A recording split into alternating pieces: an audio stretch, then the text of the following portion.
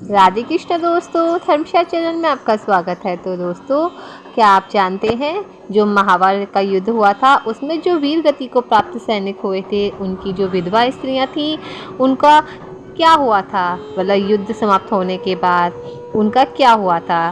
तो चलिए आज हम कुछ तथ्य लेकर आए हैं, इससे ये साफ पता लगता है कि उन विधवा स्त्रियों के साथ में क्या हुआ था, उन्होंने अपना जीवन यापन कैसे। दोस्तों, महाभारत युद्ध पौराणिक युग में लड़ा गया सबसे बड़ा युद्ध था जिसमें लाखों की संख्या में योद्धा वीर गति को प्राप्त हुए थे। इस युद्ध की विभीषिका ने संपूर्ण भारतवर्ष को लगभग युद्ध विहीन कर दिया था।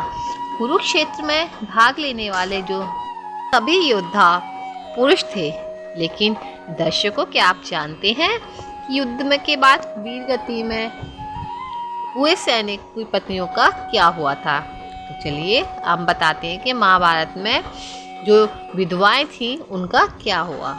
वैसे कथा के अनुसार महाभारत युद्ध के पश्चात पांडु पुत्र युधिष्ठिर का हस्तिनापुर के नरेश के रूप में राज्याभिषेक हुआ। इसके पश्चात पांचों पांडव राजकाज के साथ साथ अपने ज्येष्ठ पिता धृतराष्ट्र और बड़ी माँ कुंती का दिन रात सेवा करते थे। पांडवों की सेवा से धृतराष्ट्र और गांधारी धीरे धीरे अपने पुत्र को शोकों से बाहर आ गए। इसी तरह 15 वर्ष बीत गए। एक दिन धृतराष्ट्र ने युधिष्ठिर से कहा, युधिष्ठिर, अब हम अपना बचा हुआ जीवन वन में बिताना चाहते हैं, इसलिए हमें जानने की आज्ञा दो।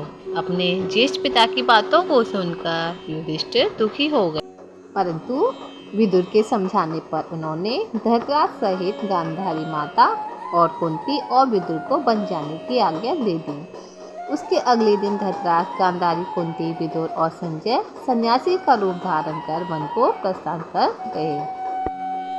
तो दोस्तों, वीडियो में आगे जाने से पहले जिन दोस्तों ने मेरे चैनल को सब्सक्राइब ना किया हो तो प्लीज़ चैनल को सब्सक्राइब करें और शेयर करें, कमेंट करें और नोटिफिकेशन ऑन रखें, जिससे आपकी जो वीडियो है आपके पास पहले पहुंचे। इस बीच पांडवों की देखभाल से हस्तिनापुर की प्रजा खुश थी, मगर युद्ध में विधवा स्त्रियां अक्सर शोक में रोआ करती थीं।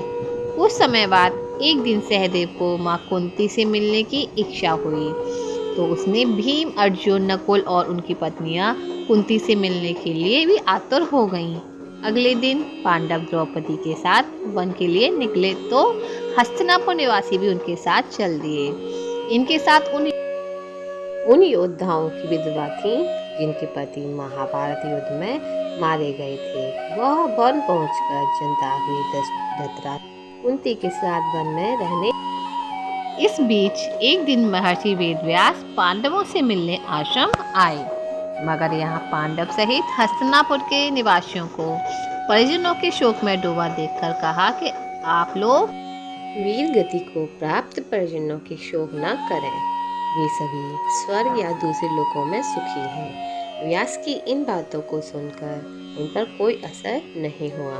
इस पर महर्षि ने कहा कि आज रात मैं आपको आपके परिजनों से मिलवाऊंगा।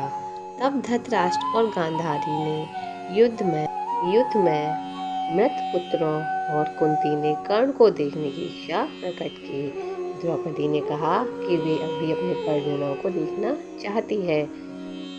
जिस आश्रम के पास सभी निवासी निवास कर रहे थे वह गंगा नदी पर स्थित था। सूर्यास्त को होने से पहले महर्षि वेदव्यास सभी को लेकर गंगा के तट पर पहुँचे। फिर सूर्यास्त के बाद उन्होंने अपने तपबल से महाभारत में युद्ध में मारे गए सभी योद्धाओं का आह्वान किया। महर्षि के आह्वान से सभी योद्धा एक एक कर गंगा से बाहर निकलने लगे। तो दोस्तों, हम पहले भी बता चुके हैं कि हमारा जो मेन मोटिव है इस चैनल को बनाने का वो दूसरों की सेवा, ज़रूरतमंद गरीबों लोगों की सेवा करना है। यदि हमारा चैनल अपने टारगेट को पूरा करता है कि इससे जो भी इनकम होगी हम गरीबों और ज़रूरतमंदों के ऊपर खर्च करेंगे।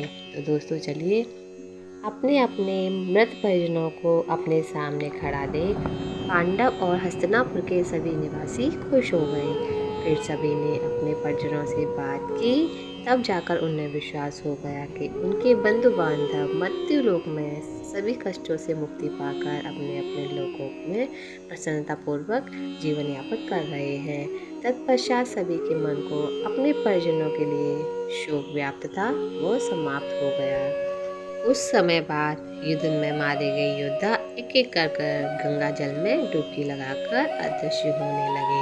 यह देख महर्षि वेद व्यास ने विधवा स्त्रियों से कहा कि जो स्त्री अपने पति के साथ उनके लोक में जाना चाहती है, वो गंगा के इस पवित्र जल में अपना जीवन त्याग कर सकती है। महर्षि के इतना कहते ही सभी विधवा स्त्रियों ने गंगा के जल में डुबकी लगाकर अपने जीवन को त्याग दिया और सभी अपने अपने पति के लोक में चली गईं।